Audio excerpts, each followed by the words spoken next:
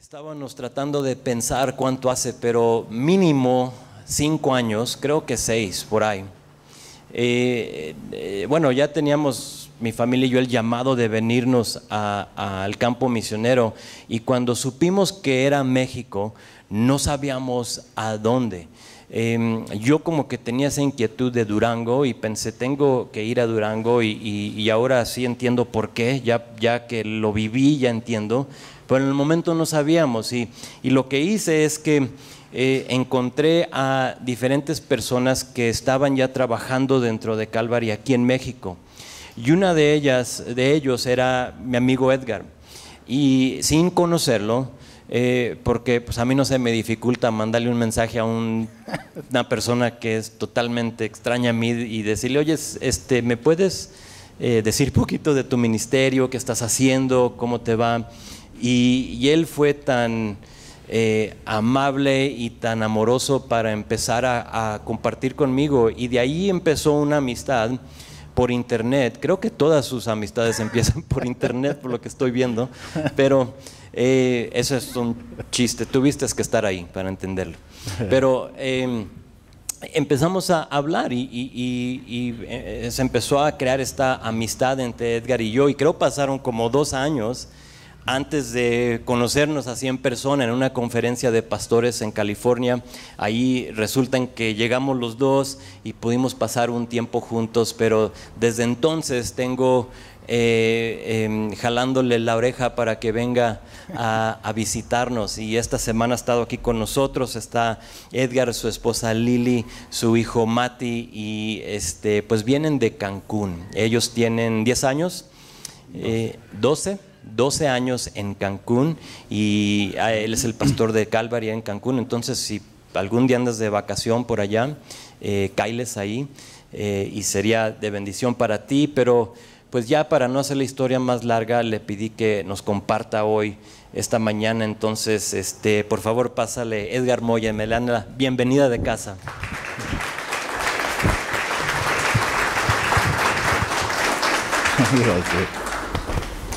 Pues buenos días. ¿Sí me escuchan bien? ¿Sí? Bueno, pues es una bendición poder estar con ustedes. Es primera vez que estoy por acá, y a lo mejor notarán un acento un poco extraño. Soy chileno. Llevo 14 años, voy a cumplir 15 años en diciembre, acá en México. Mi esposa es mexicana, es de Monterrey, y mi hijo es cancunense, es el único cancunense de la familia. Entonces, es un gran privilegio poder estar acá. Hemos estado orando por ustedes, y como decía su pastor, Dios me ha bendecido con su amistad, y siempre estamos ahí como que pendientes de lo que está sucediendo por fotos, y lo que Él nos está contando de lo que Dios está haciendo entre ustedes. Entonces, es un gran honor poder acompañarles y conocerles y abrir la palabra. Entonces, si tienes ahí tu Biblia a la mano, habla en el libro de Colosenses. Es algo que quiero compartir con ustedes esta mañana.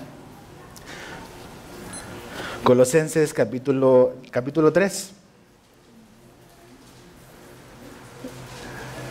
Vamos a comenzar ahí en el verso 1. Colosenses 3, verso 1. Entonces, si estás ahí, acompáñame en la lectura. Dice, verso 1, dice: si pues habéis resucitado con Cristo, buscad las cosas de arriba, donde está Cristo sentado a la diestra de Dios. Poned la mira en las cosas de arriba, no en las de la tierra, porque habéis muerto y vuestra vida está escondida con Cristo en Dios.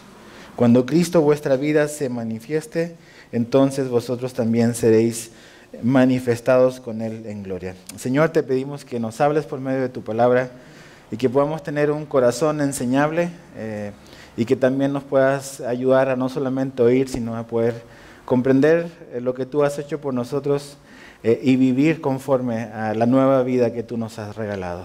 Y lo pedimos en el nombre de Jesús. Amén. Hace un par de años, como decía el pastor Héctor, llegamos a Cancún, y por muchos años estuvimos viviendo en una casa, casi 10 años realmente, en la misma casa desde que llegamos a la ciudad. Pero hace como unos 3 años atrás nos cambiamos de casa, y ocurrió algo muy, muy curioso y muy chistoso. por los primeros meses, no recuerdo cuántos meses, pero por varios meses, cuando recién nos habíamos movido de casa, inconscientemente, como varias veces me encontré que estaba yendo a mi antigua casa por inercia. A veces iba por la ciudad, iba manejando y sin pensar realmente dónde iba, y como que la costumbre me llevaba a la casa antigua. De repente entraba ahí a donde estaba la caseta de seguridad, decía, oye, ¿qué estoy haciendo acá? No es aquí donde vivo. Y me daba la vuelta y tenía que regresar a donde vivía. Y así inconscientemente por la costumbre y todo eso. Y eso me hizo pensar muchas veces en nuestra vida como cristianos. Dios nos ha dado una nueva naturaleza, Dios nos ha dado una nueva vida. Y Él esa nueva vida la compró a través de pagando un precio muy alto, muriendo en la cruz por nosotros. Pero a veces todavía tenemos como viejos rezagos y viejas costumbres, o como que tenemos la tendencia a veces a querer seguir yendo donde estábamos antes, donde vivíamos antes, cómo vivíamos antes. Y aquí el apóstol Pablo, que escribe el libro a los Colosenses, nos habla realmente de una nueva vida, de una nueva posibilidad que realmente tenemos. Pero aunque tenemos esta nueva vida, hay ciertas cosas que tenemos que tener cuidado y tenemos que evitar.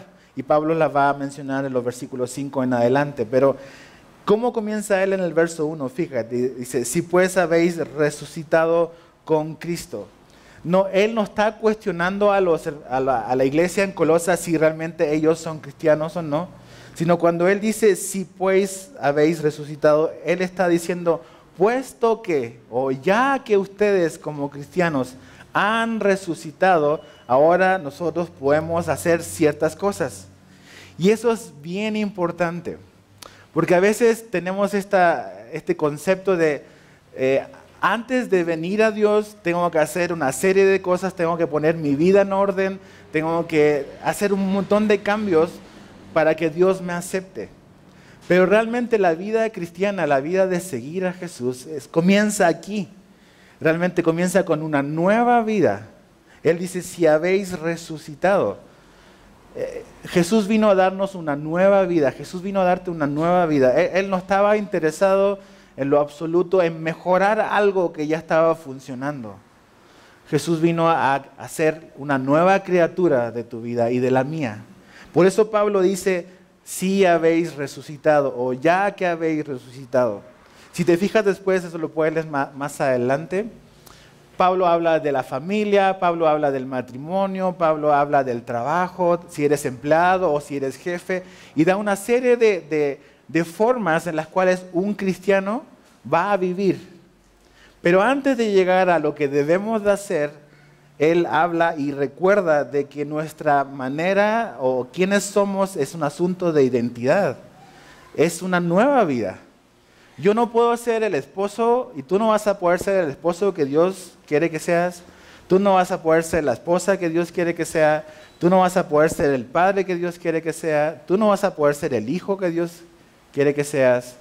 Tú no vas a poder ser el empleado que Dios quiere que seas, y tú no vas a poder ser el empleador que Dios quiere que seas, a menos de que hayas nacido de nuevo. Por eso Él dice, si habéis resucitado. Ahí comienza todo.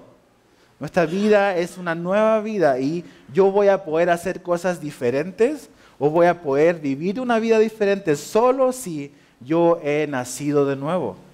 Y eso es lo que Jesús nos quiere dar, una nueva vida. Él vino a traernos a la vida. Entonces Él dice, resucitado, una nueva vida. La vieja vida tiene que morir, dice Él. La vieja vida debe de quedar atrás. Y Él nos da un nuevo comienzo por su buena voluntad. De hecho, fíjate, el capítulo 2 del mismo libro de Colosenses, ve rapidito ahí, Colosenses 2, verso 12. Dice, sepultados con Él en el bautismo, en el cual fuisteis también resucitados con Él mediante la fe. Dice, ¿en qué? En el poder de Dios. Dios por su poder nos levantó y nos dio una nueva vida. Esto no se trata de simplemente voy a echarle ganas, voy a esforzarme, voy a procurar ser una mejor persona. Esta vida no se trata de tu esfuerzo. Esta nueva vida se trata del poder de Dios de dándote una nueva vida. Algo que tú y yo no podíamos obtener por nuestro propio esfuerzo. No se trata simplemente de echarle ganas, porque yo sé cuánto duran mis ganas. Mis ganas me duran hasta un ratito nada más. Y después ya no tengo ganas. ¿Y qué voy a hacer después? ¿Ves? Sí, mi voluntad de seguir a Jesús está implícita, pero todo lo que Jesús tiene que ver con algo que Él hace con su poder en ti y en mí. Entonces, por eso Él dice de resucitado con Cristo. Ahora, ¿qué es lo que tenemos que hacer? Pablo da dos cosas en el verso 1 y en el verso 2 están las dos cosas que tú y yo ahora sí, después de la nueva vida, después de haberle conocido, debemos de hacer. ¿Y cuáles son esas dos cosas? La número 1 está en el verso 1, dice, buscad las cosas de arriba. Y en el número 2 dice, poned la mira en las cosas de arriba. Lo primero tiene que ver con tu voluntad. Dice, buscad. Entonces dice, ok, conocí a Jesús, a lo mejor eres una persona que viene recién conociendo a Jesús, hace poco que eres cristiano y dices, bueno, ahora ¿de qué se trata? ¿Qué viene para mí como el siguiente paso? O a lo mejor eres un cristiano de muchos años y dices, pues nunca he tenido muy claro de qué se trata quizás de seguir a Jesús. Aquí nos da dos buenas cosas que debemos hacer cada día. Lo número 1 dice es buscar y habla de nuestra voluntad, de nuestra intención. Habla de una decisión, de un deseo que debe de haber de nosotros. Y es eso, es buscar las cosas de arriba. Y fíjate, es interesante. Dios te dio una nueva vida, Dios te transformó, Dios perdonó nuestros pecados, Dios así como que nos dio un nuevo comienzo. Pero ahora Pablo dice, ustedes colosenses, nosotros aquí en Guanajuato, mi congregación allá en Cancún, los cristianos en general, ahora nosotros debemos buscar, ¿ves? No se trata de vivir una vida pasiva donde yo no hago nada, sino que se trata de ahora mi voluntad rendida a Jesús, ahora yo empiezo a buscar lo que Él quiere que busque. Es una decisión, es mi voluntad rendida. Y lo segundo que dice es, en el verso 2 es poned la mira. Y es interesante esa palabrita, porque dices, poner la mira ¿en qué? Si esto es algo espiritual. La idea de la palabra poner la mira es pensar. Esa es la palabra que Pablo usa mucho en el libro de la carta a los Filipenses. Dice, haya en ustedes este sentir. Es la misma palabra que él usa acá, que tiene que ver con pensar, con mantenernos pensando. ¿Qué venías pensando camino acá? Camino a la iglesia. A lo mejor venías pensando en un montón de cosas, en un chorro de cosas que te tienen preocupado, que a lo mejor tienes que resolver, que a lo mejor mañana cuando regreses al trabajo el problema está esperando ahí. ¿Qué hacer? Aquí Pablo nos dice que nosotros debemos de mantenernos pensando en algo. ¿Ves? Es buscar algo y es pensar constantemente en algo. Y es la misma cosa, dice, en las cosas de arriba. En las cosas de arriba. Lo que pensamos es muy importante. Realmente, yo no sé si estás de acuerdo conmigo, pero muchas veces las batallas más grandes en nuestra vida se libran en nuestra mente. O sea, porque aquí empezamos a pensar y eso nos afecta cómo nos sentimos, nos estresamos, nos preocupamos y todo es una tormenta en nuestra mente. Por eso la manera y lo que pensamos es importante. Entonces Pablo dice, constantemente estén pensando en las cosas de arriba. ¿Y por qué Pablo lo dice? Porque no es natural en nosotros. ¿Cuál es nuestra tendencia a pensar en las cosas de qué? De aquí. En lo terrenal. Tenemos esa tendencia, solo pensamos en lo de acá, en los problemas, en que tenemos que resolver cosas, en que tengo que ir acá, tengo que ir allá, y nos cuesta a veces realmente fijar nuestra mirada en lo de arriba.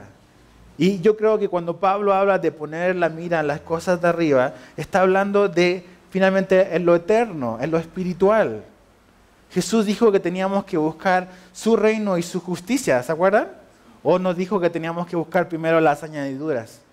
No, las añadiduras vienen como un resultado, algo que Él hace, que Él agrega. Pero tú y yo hemos sido llamados a lo mismo que dice Pablo acá, a buscar las cosas de arriba, a buscar las cosas eternas.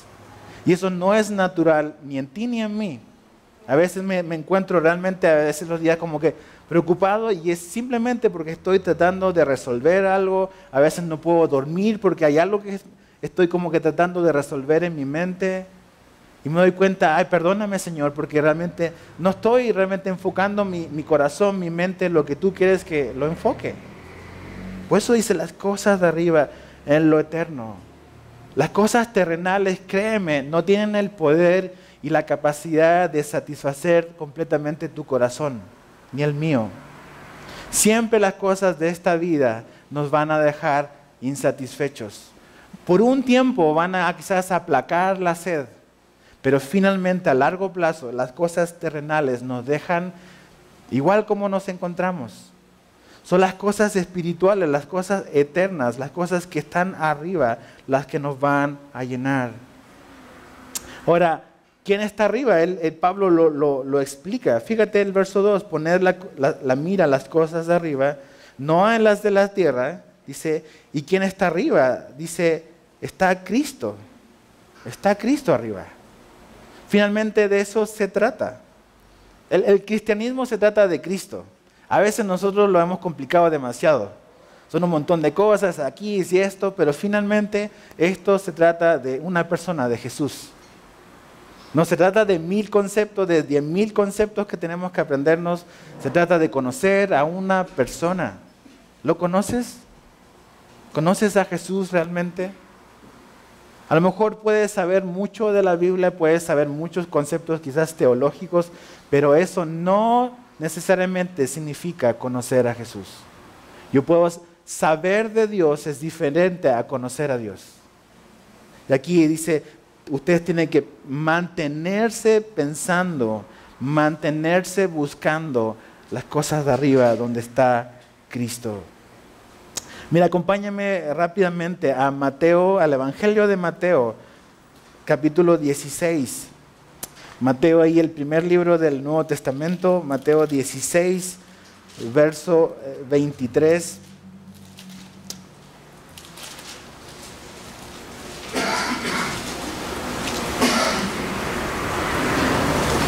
Dice, verso 22 y 23 de Mateo 16, dice, entonces Pedro, tomándolo aparte, comenzó a reconvenirle, diciendo, Señor, ten compasión de ti, en ninguna manera esto te acontezca.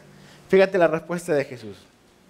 Pero él, volviéndose, dijo a Pedro, quítate de delante de mí, Satanás. Dice, wow, qué fuerte le habló a Pedro, ¿verdad? Quítate delante de mí, Satanás. Dice, me eres tropiezo. ¿Por qué? Dice, porque no pones la mira en las cosas de Dios, sino en las de los hombres. ¿Te das cuenta? Ahí está.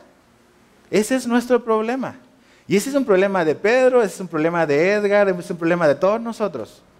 Ninguno de nosotros está exento a tener la tendencia a poner nuestros ojos solamente en lo terrenal. Y podríamos decir, Pedro quería hacer buena onda con Jesús.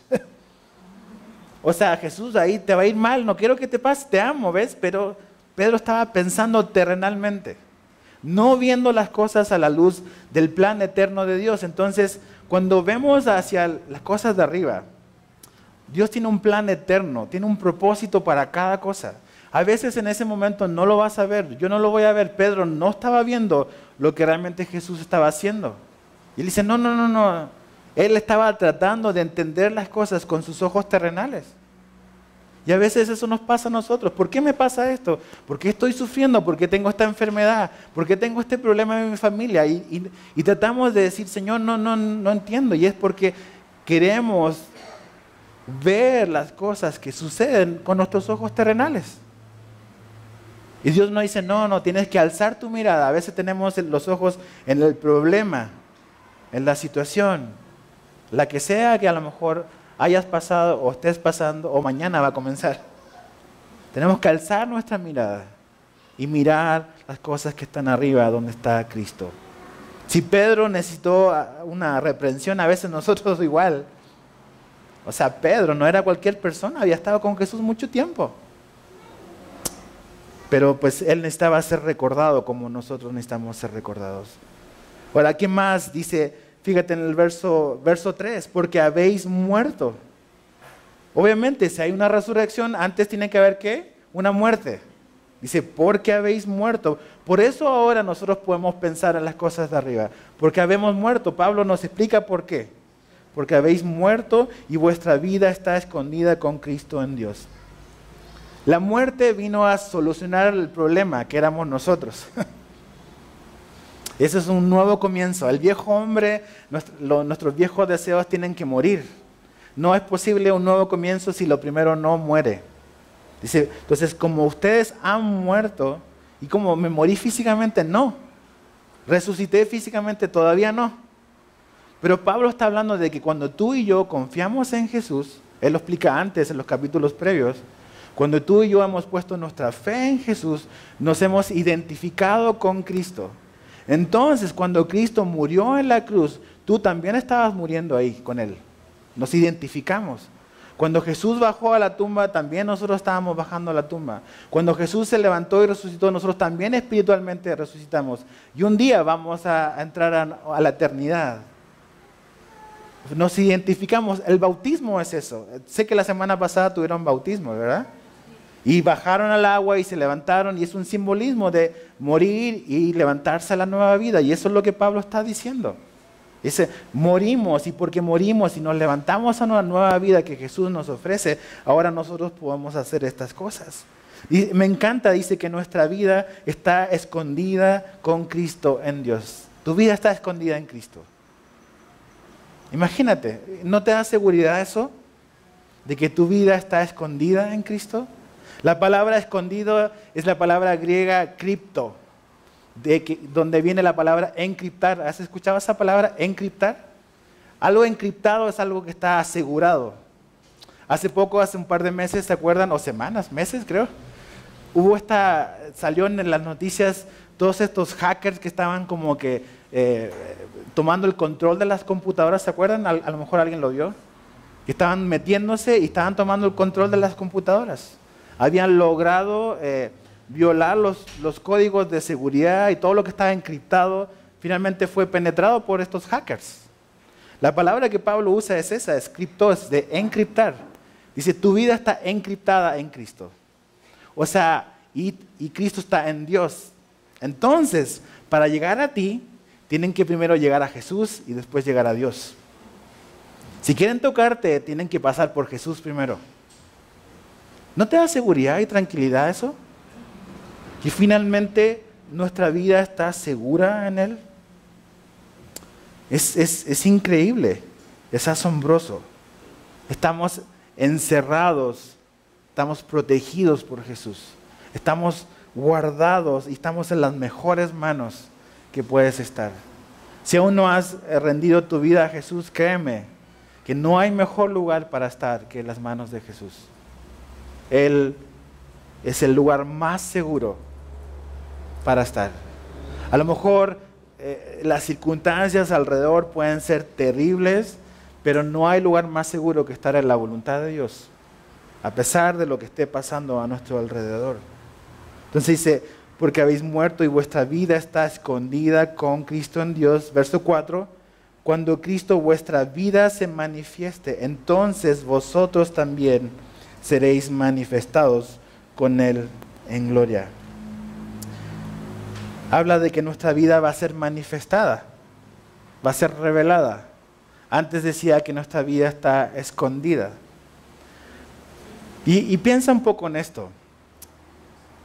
Cuando vinimos a Jesús, nuestra vida fue encriptada, fue guardada. Y a lo mejor para mucha gente, tú dejaste de existir para ellos, porque Jesús te absorbió. Antes eras compañeros de parranda, antes hacías un montón de cosas con un montón de gente. Pero ahora que viniste a Jesús, tú desapareciste para ellos, ya no existes. Dices, ¿qué era de la otra persona que era así, que hacía esto conmigo? Jesús dice que tu vida está guardada en Jesús ahora. ¿Ves? Está guardada. Ya no eres lo que eras antes. Y en cierto sentido, desapareciste para este mundo. Desapareciste, yo desaparecí para este mundo. Ya no eres quizás una persona importante para este mundo o a lo mejor para tu familia. Conozco muchas personas, aquí no conozco mucha gente, pero allá en Cancún mucha gente que se ha venido a Cristo y ha desaparecido para su familia. porque eso de ser cristiano era como que casi dejar de ser mexicano. Y los ven feo y los tratan mal porque ahora ya no son lo que eran antes y así. Y literalmente desaparecieron para su familia, pero están guardados en Jesús, ¿ves? Están guardados en Jesús. Pero a veces, ¿qué es lo que ocurre con nosotros? A veces como que nos desanimamos porque queremos ser reconocidos por el mundo. La opinión de los de afuera a veces es más importante de la opinión de Dios. Y a veces nos desanimamos porque queremos en el fondo a veces ser reconocidos por los de afuera. Y aquí Pablo nos dice que los de afuera no nos van a reconocer si estamos escondidos en Cristo. Estamos ocultos. A veces nos importa más el que dirán que lo que Dios tiene que decir. A veces nos duele más la opinión de los demás y no el recordar de que tú para Dios eres amado y eres aceptado. A veces nos desanimamos, nos deprimimos, a veces como que no tenemos claro cuál es nuestra identidad y se nos olvida quiénes somos para Jesús. Somos amados, somos aceptados, hemos sido adoptados.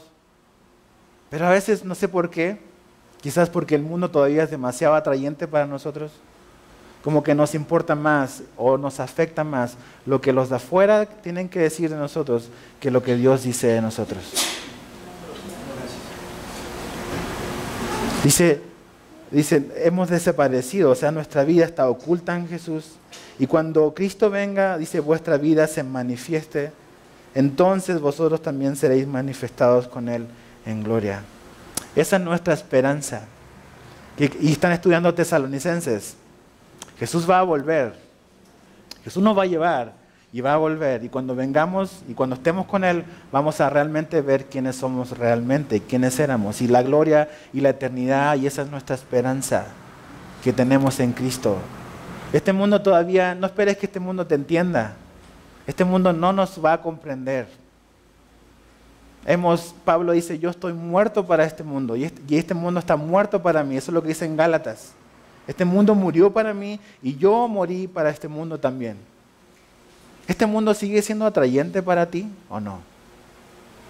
¿Sigue siendo algo que realmente como que te deslumbra?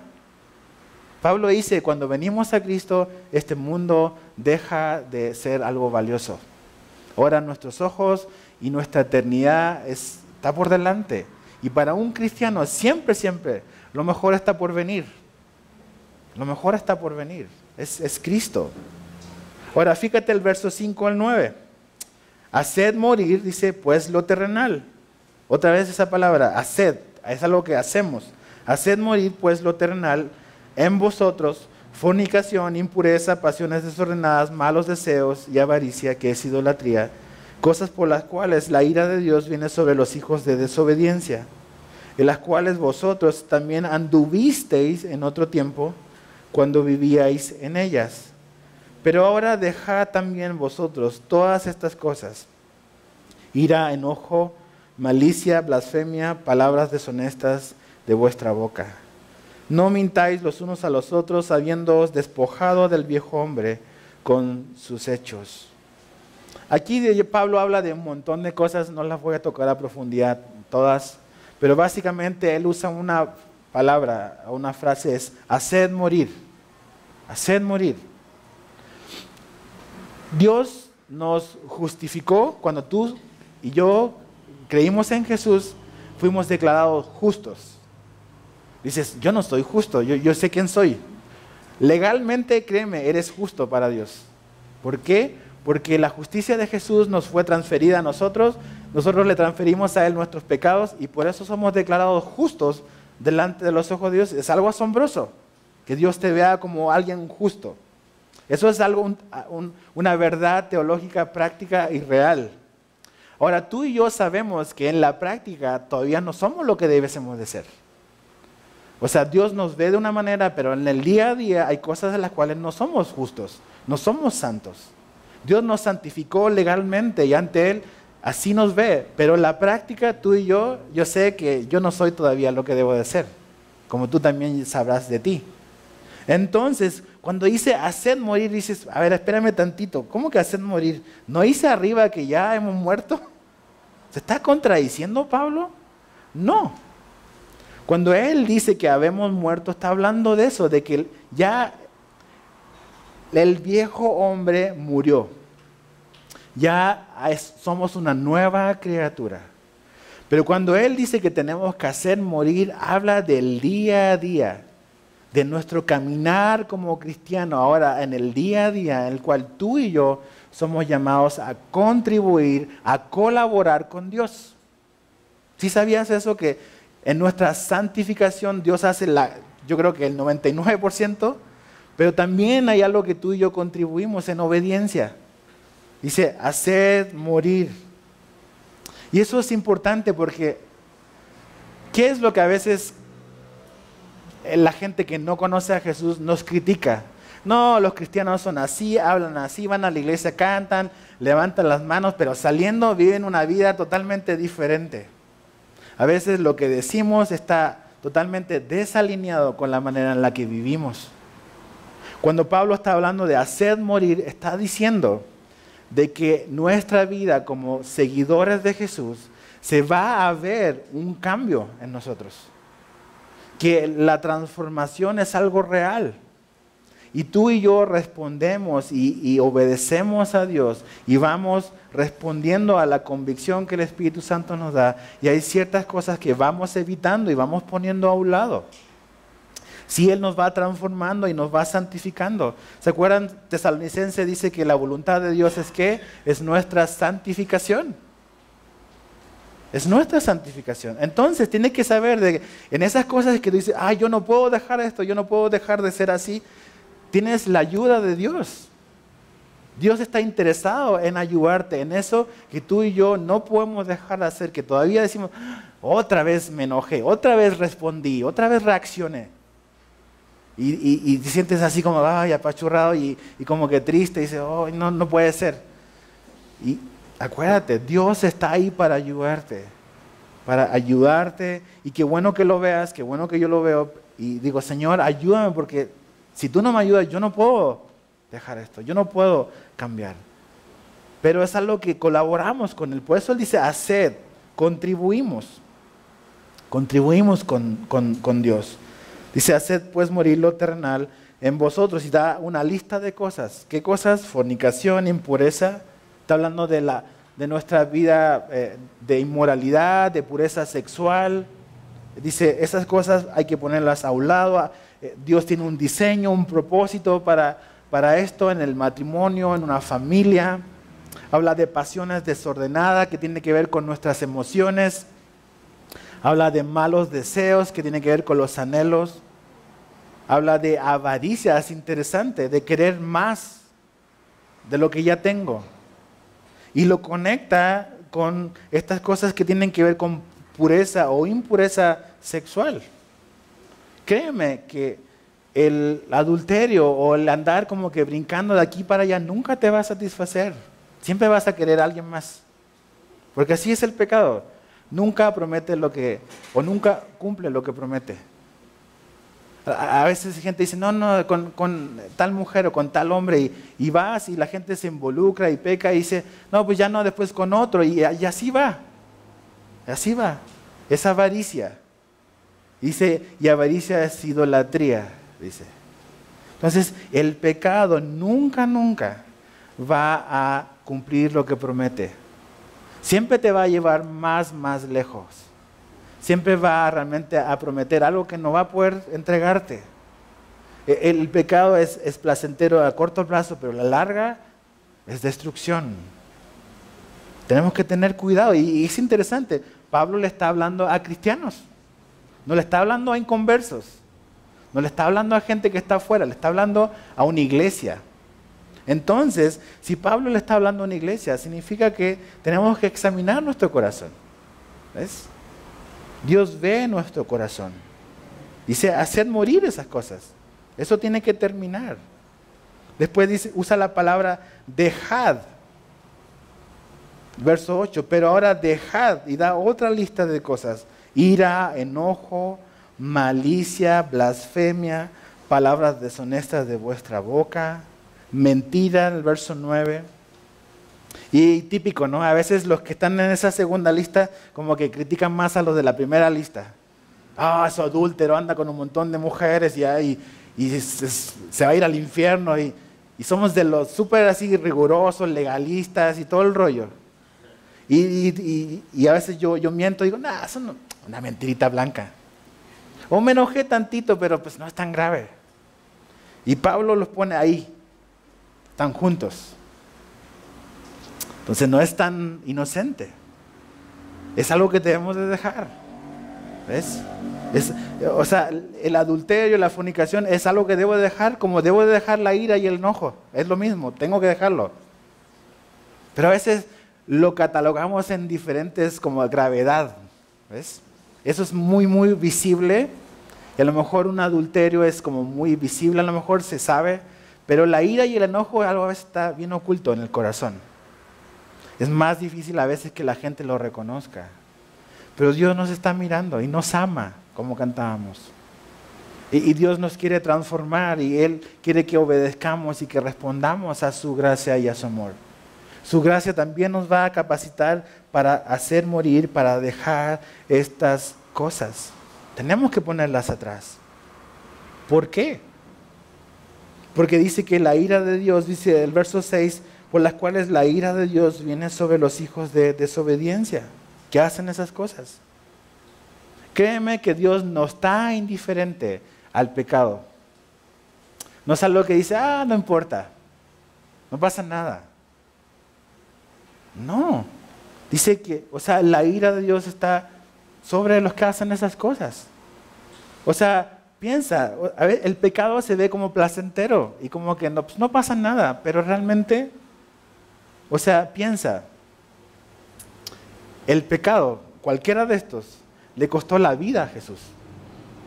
Le costó su vida. Dice, yo no soy tan, a lo mejor yo no soy un fornicario o un impuro, pero soy una persona que tiene serios problemas de temperamento y de ira.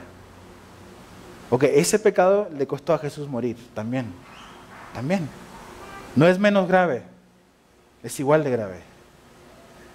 Entonces tenemos que ver el pecado por lo que es. Es grave, Dios no está contento con eso, eso le costó la vida a su hijo. Debo de ver las cosas por lo que es. El diagnóstico debo de aceptarlo. Si yo sigo haciendo eso, eso me va a matar, eso va a costar un precio muy alto, me voy a lamentar después, debo de dejarlo. Debo de terminar con eso, antes de que eso termine conmigo. Y otra vez, Pablo le está hablando a hermanos, a cristianos. Entonces, piensa en eso. Pensemos un poco en esta lista. Debo de siempre que vengo a la Escritura tener una actitud de autoconfrontarme.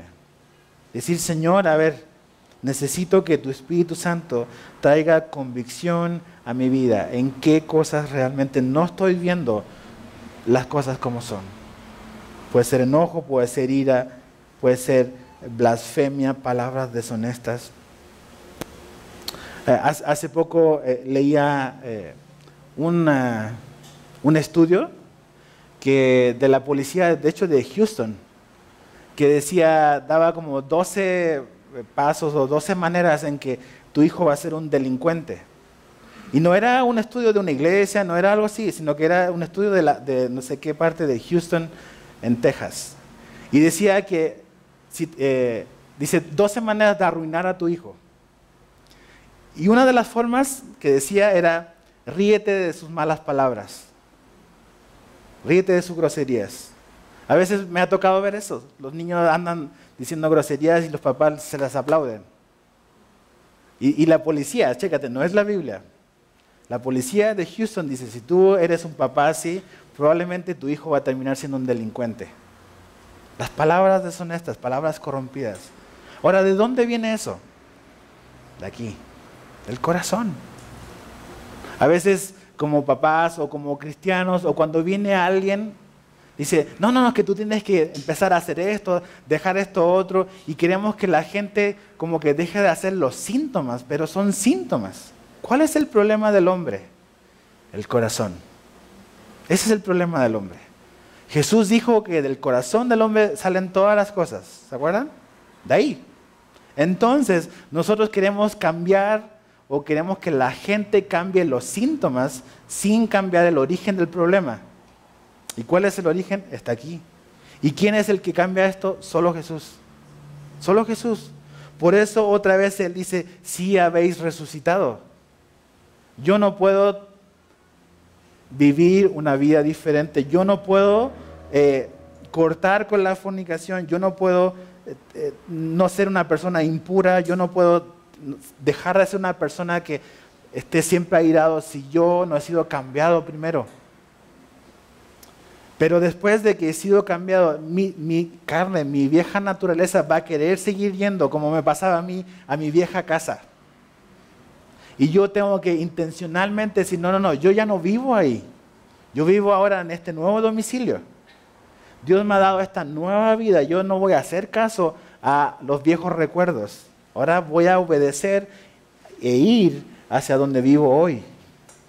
Y eso es lo que debemos de hacer. Pero el corazón lo cambia Jesús. Él cambia nuestro corazón.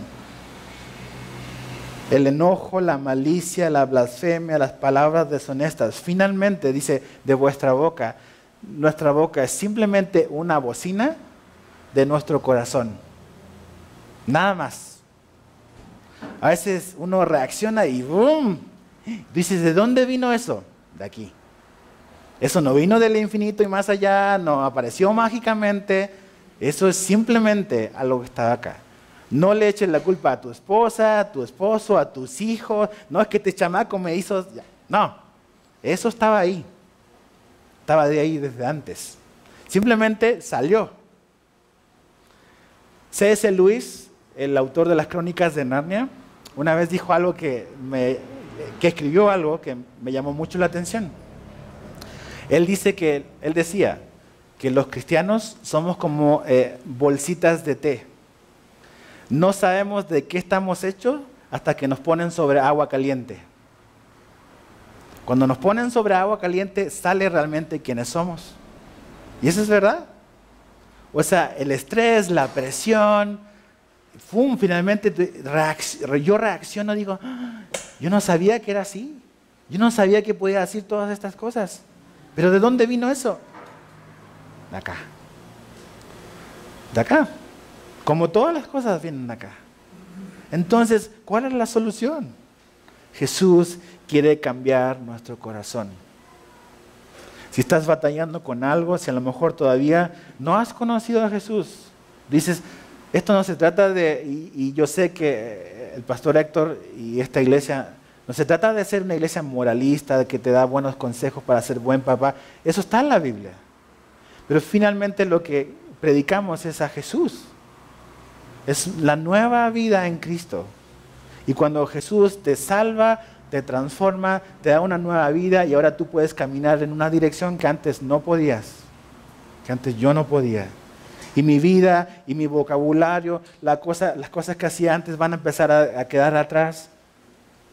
Pero eso es solo posible porque Jesús hizo posible una nueva vida para ti y para mí. Ahora fíjate lo que dice el verso 10 y 11 para ir concluyendo. Dice, y revestido de él nuevo, el cual conforme a la imagen del que lo creó se va renovando hasta el conocimiento pleno, donde no hay griego ni judío, circuncisión ni incircuncisión, bárbaro ni escita, siervo ni libre, sino que Cristo es el todo y en todos. Pablo dice que tenemos que revestirnos del nuevo, de nueva ropa. Eso es lo que necesitamos. No solamente un nuevo corazón, sino nuevas ropas. Yo vengo de allá, de casi el fin del mundo, de Chile, bien abajo. Hace mucho frío allá.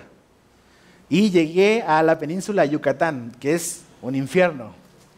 El calor y la humedad es espantosa.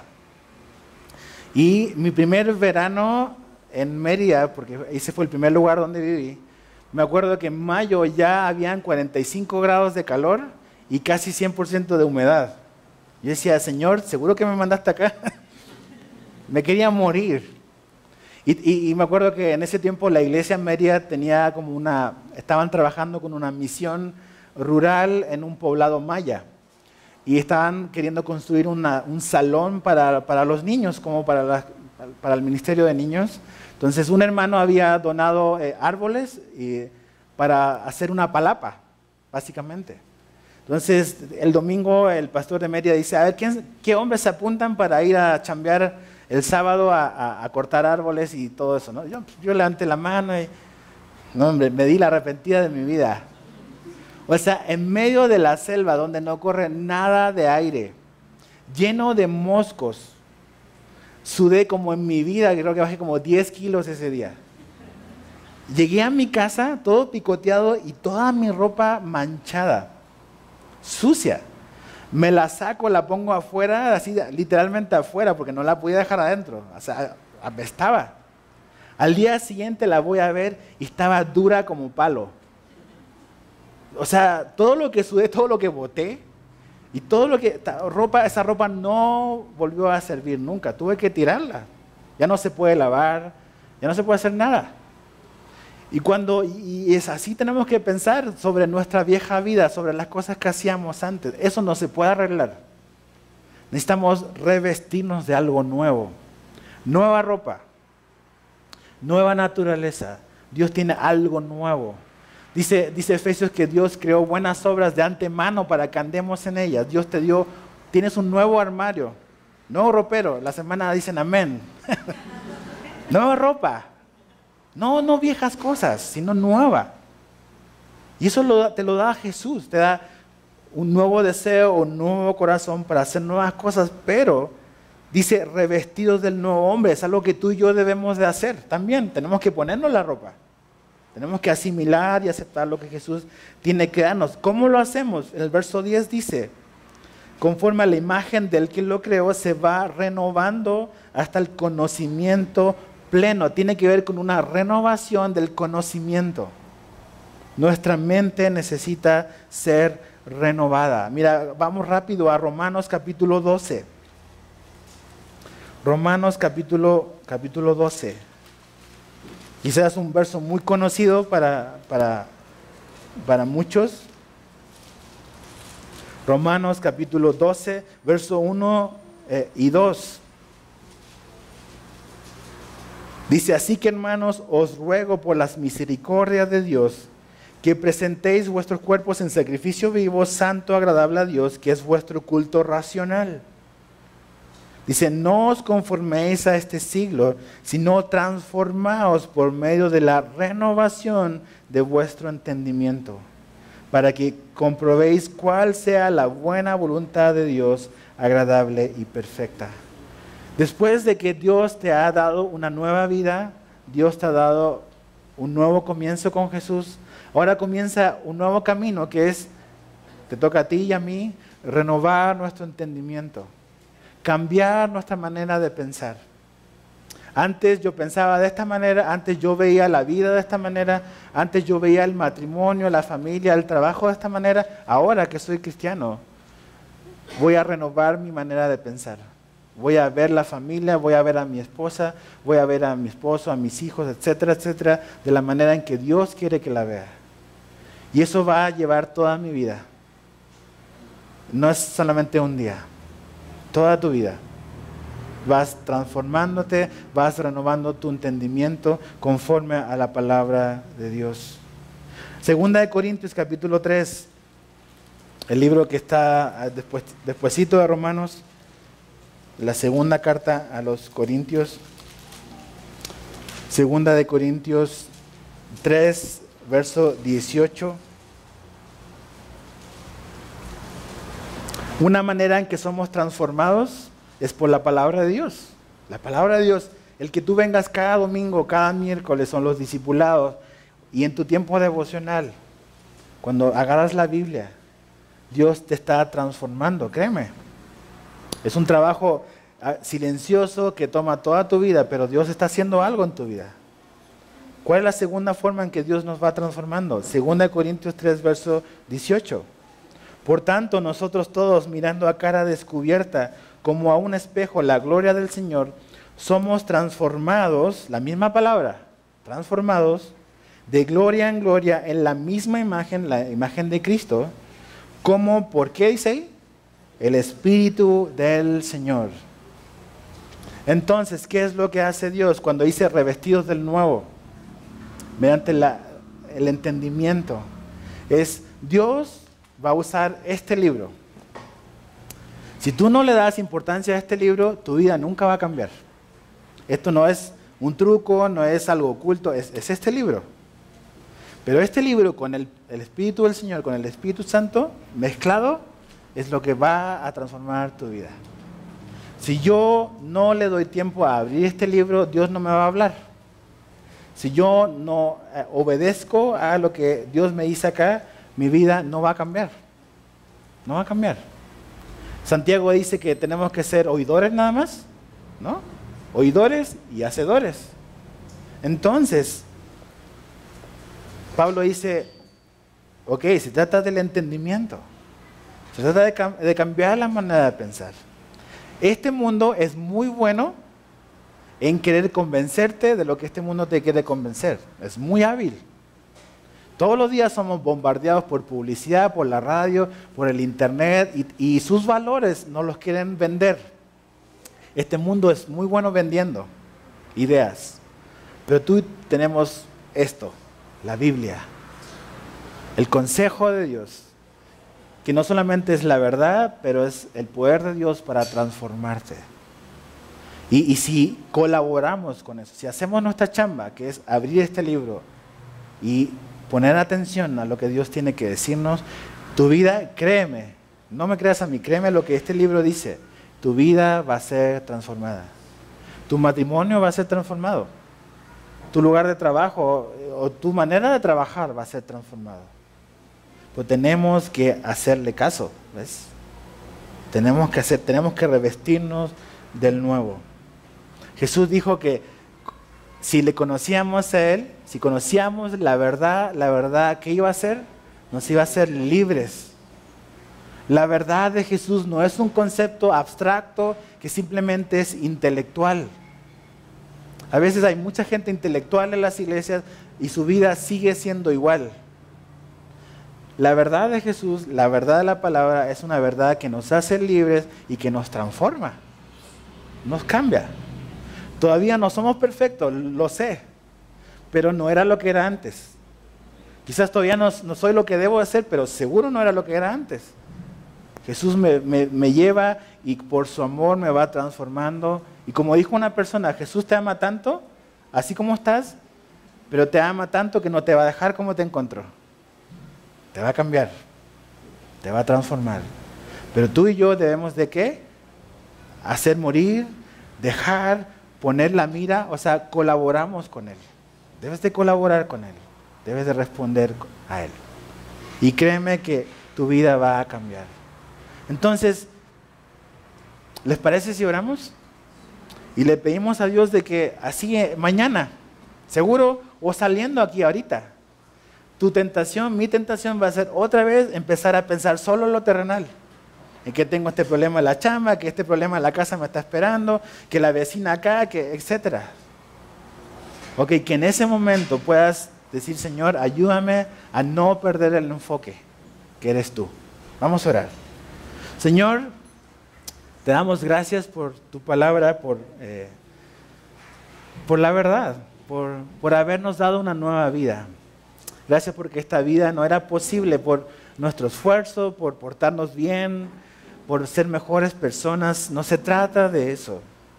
Se trata simplemente de responder al Salvador, a Jesús. Gracias porque esta nueva vida es posible gracias a ti, no gracias a nuestro esfuerzo. Entonces, Señor, ahora que hemos creído en ti, que hemos realmente entendido que la cruz fue suficiente para reconciliarnos, que la cruz fue suficiente para darnos una nueva vida. Ahora, Señor, ayúdanos a nosotros a responder, a colaborar contigo, a ser obedientes, a poder responder en amor al amor que ya nos has dado y poder, Señor, mirar hacia donde debemos de mirar.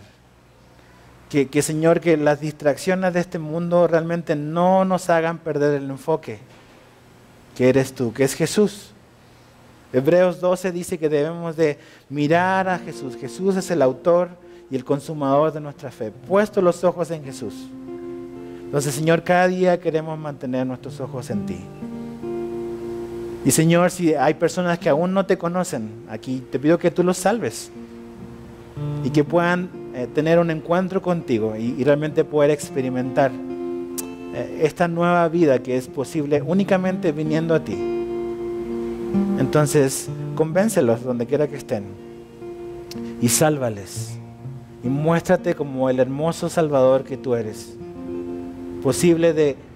que hace posible lo imposible, que puede hacernos libre en un abrir y cerrar de ojos.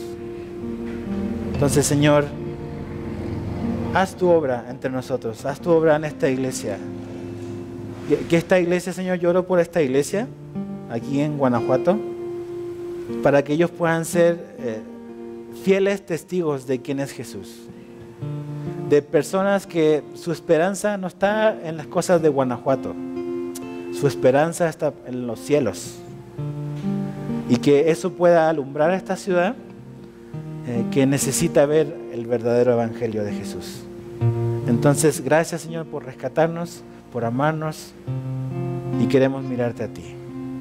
Y oramos y lo pedimos en el nombre de Jesús. Amén.